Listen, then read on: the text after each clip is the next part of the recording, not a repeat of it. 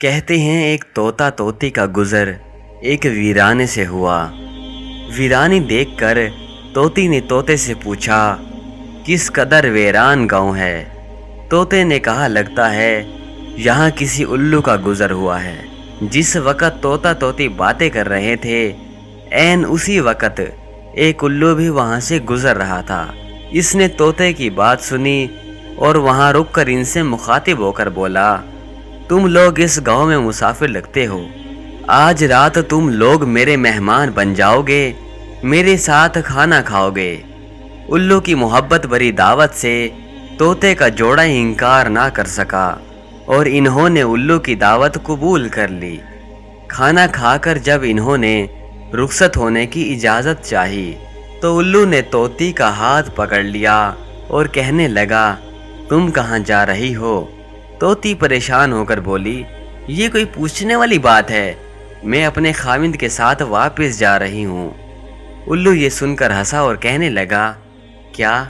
ارے تم تو میری بیوی ہو، یہ تم کیا کہہ رہی ہو؟ اس پہ طوطا طوطی الو پر جھپٹ پڑے اور گرما گرمی شروع ہو گئی۔ دونوں میں جب بحث و تکرار زیادہ بڑھی تو الو نے طوطے کے سامنے ایک تجویز کو پیش کر دیا اور کہنے لگا، اچھا ایسا کرتے ہیں، ہم تینوں عدالت چلتے ہیں اور اپنا مقدمہ قاضی کے سامنے پیش کرتے ہیں، قاضی جو فیصلہ کرے گا وہ ہمیں قبول ہوگا۔ الو کی تجویز پر طوطا اور طوطی مان گئے اور تینوں قاضی کی عدالت میں پیش ہوئے۔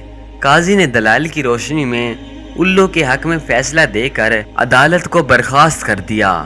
طوطا اس بے انصافی پر روتا ہوا چل دیا تو الو نے اسے آواز دی، او بھائی، اکیلے کہاں جاتے ہو؟ اپنی بیوی کو تو ساتھ لیتے جاؤ۔ طوطے نے حیرانی سے الو کی طرف دیکھا اور کہنے لگا، اب کیوں میرے زخموں پر نمک چھڑکتے ہو؟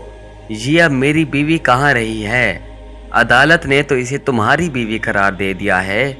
الو نے طوطے کی بات سن کر نرمی سے بولا، نہیں دوست، طوطی میری نہیں، تمہاری ہی بیوی ہے۔ میں تو تمہیں صرف یہ بتانا چاہتا تھا کہ بستیاں الو ویران نہیں کرتے بلکہ ناانصافی سے ویران ہوتی ہیں۔ دیکھیے ہم اکثر کہہ رہے ہوتے ہیں نا کہ او جی وہ چیل گھر پر آ کر بیٹھ گئی ہے، اب تو نحوست ہوگی، او جی وہ الو کا پر گر گیا ہے، نحوست ہوگی، وغیرہ وغیرہ۔